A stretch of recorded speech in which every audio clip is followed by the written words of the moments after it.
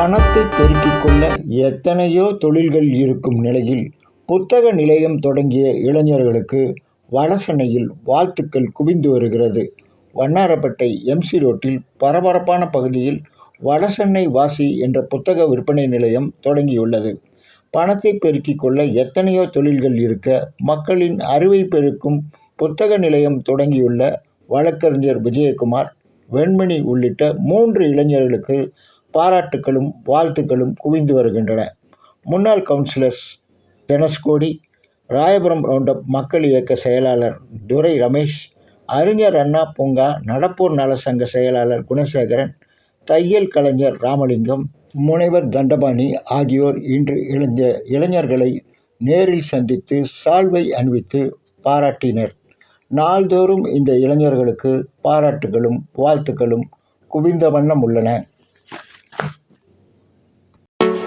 நேசிப்பு, சிந்தனை இவற்றையெல்லாம் யோசிப்பாக மாற்றி வடசென்னை புத்தகாலயம் வாசிப்பு நிலையமாக மாற்றி ஒவ்வொரு இல்லத்திலும் உள்ளத்திலும் வாசிக்க வேண்டும் என்ற சிந்தனை கூறுகளை படிப்படி, சங்கத்தமிழ் நூலைப்படி, வள்ளுவன் சொன்னபடி வாழும் முறைப்படி, கற்கத்தான் வேண்டும் அப்படி, இனி வாழ்வது எப்படி என சிந்திக்கின்ற ஒவ்வொரு உள்ளத்திற்கும் வாசிக்க வேண்டும், புத்தகங்களை நேசிக்க வேண்டும், அதன் வழி யோசிக்க வேண்டும், வாழ்வாதாரத்தை எண்ணத்தால் சிந்தனையால் ஏற்றமுற செய்ய வேண்டும் என்ற நல்ல சிந்தனையோடு வடசென்னை இன்றைக்கு வாசிப்பு நிலையமாக புத்தக கண்காட்சி நிலையத்தை வைத்திருக்கின்றார்கள். எனது அன்புசால் மாணவ செல்வங்கள், இந்த நிலை கற்கை நன்றே கற்கை நன்றே பிச்சை புகினும் கற்கை நன்றே என்று சொன்ன அவை பிராட்டியின் வழியிலும் மெல்ல நினைக்கின்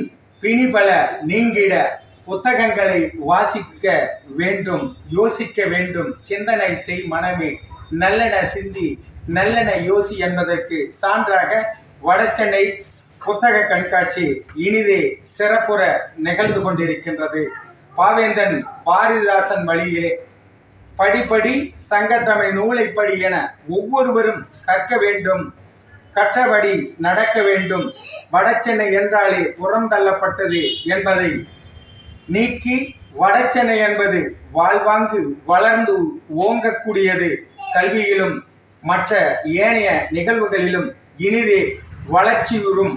படி, வாழ்க்கையின் முதல் படி, படி கற்கத்தான் வேண்டும் அப்படி.